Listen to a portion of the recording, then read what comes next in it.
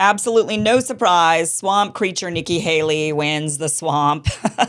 So this is the only primary she's actually been able to defeat Donald Trump in. And of course, it's Washington, D.C., just showcasing how completely out of touch Washington, D.C. is with the rest of the country. But she did beat Donald Trump. These are the results. Here you could see that she got 62% of the vote in Washington, D.C., Donald Trump getting 33%. This is actually making people think this is exactly why they're going to vote for Donald Trump and not for Nikki Haley, because he's clearly not the swamp creature. So Nikki Haley here, she says, "Thank you, Washington."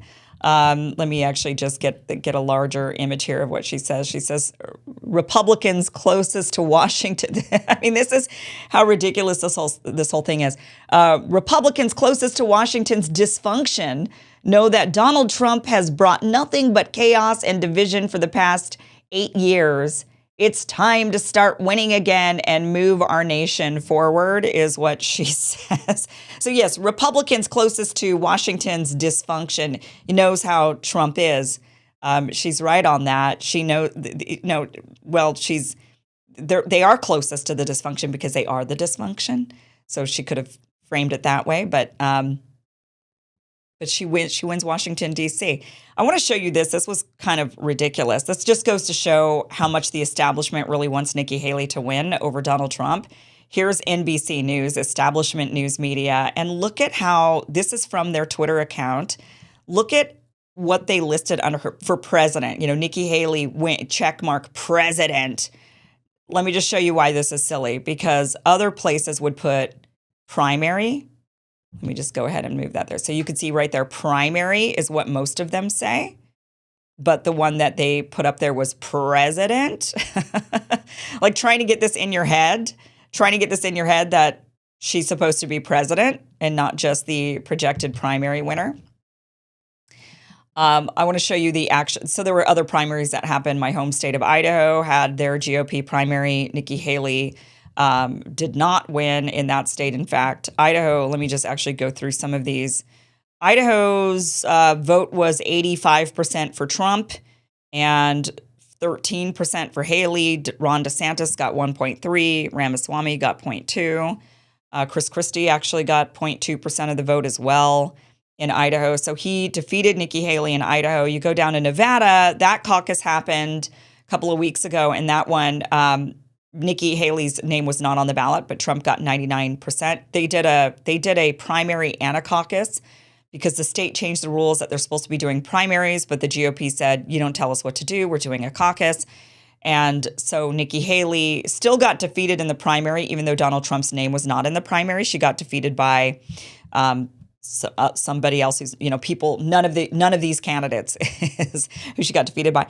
Iowa, I just want to show, I'm going to kind of go through this map here and show you what the percentages have been, or tell you anyway what the percentages have been. She only has won Washington, D.C. Iowa, Trump got 51% of the vote.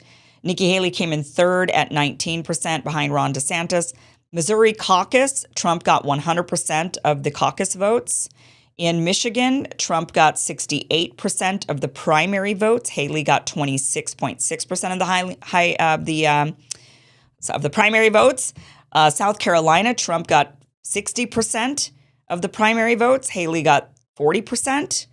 In New Hampshire, Trump got 54%. Haley got 43% of the primary votes. And only in D.C., which is you can't even see it on this map.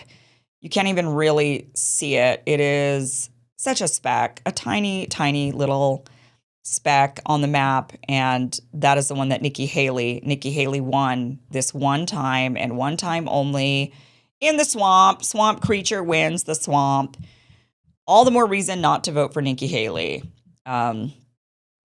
So yeah, all of her all of her donors, the big money donors, the lobbyists, they all voted for Nikki Haley in the GOP primary in Washington, D.C. Nikki Haley, she did say one thing that I actually did agree with her on. I'm going to play this for you, this clip. She was on Meet the Press, and they asked her if she would. So candidates have to sign those stupid pledges. Democrats make them do it. Republicans make them do it. They have to pledge that they will, if they're going to run in the primary, they will ultimately endorse the eventual candidate. That was a big, with the Democrats, it was a big problem when Joe Biden ended up being the eventual nominee. Many people were very turned off by the fact that so many Democrats had to sign this pledge, the stupid loyalty pledge, and instead just do what you want. Nikki Haley actually said she's not going to sign the loyalty pledge. You did sign a pledge, an RNC pledge, to support the eventual nominee. Do you still feel bound by that pledge? I have always said that I have serious concerns about Donald Trump. I have even more concerns about Joe Biden. So is that a no? Are you bound by the RNC pledge? The RNC pledge, I mean, at the time of the debate, we had to take it to where would you support the nominee? And you had to, in order to get on that debate stage, you said yes. The RNC is now not the same RNC. Now it's So you're no Trump's longer bound by that pledge? No, I think I'll make what decision I want to make, but that's not something I'm thinking about. And I think that while y'all think about that, I'm looking at the fact that we had thousands of people in Virginia. We're headed to North Carolina. We're going to continue to go to Vermont and Maine and all these states to go and show people that there is a path forward. And so I don't look at what ifs.